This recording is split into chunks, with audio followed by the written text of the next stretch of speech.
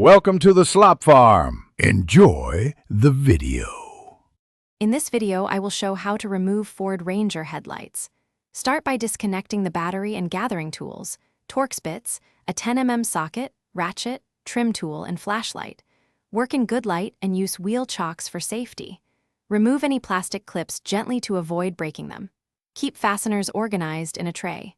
I'll walk through each step slowly so you can follow along and avoid common mistakes.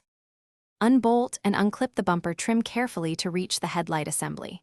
Start with visible screws, then work hidden clips with a trim tool to avoid paint damage.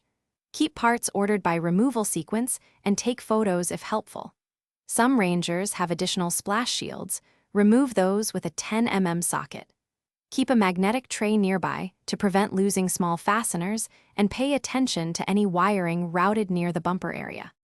If you're finding this helpful, please hit subscribe and like so I can keep making practical repair videos. Quick recommendation: the Owala water bottle is great for staying hydrated while you work, and it won't spill when you set it down, which is perfect during greasy jobs. I've linked it in the description along with other deals, so check there for the product link and more. Now let's get back to the video.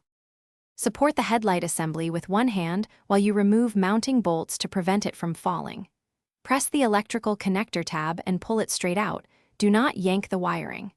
After bolts are removed, tilt the assembly slightly and lift out, watching for alignment tabs and clips. If a clip resists, inspect for hidden screws. Place the removed headlight on a soft surface to avoid scratches or damage to lenses. Thanks for watching. Consider subscribing if we helped you today.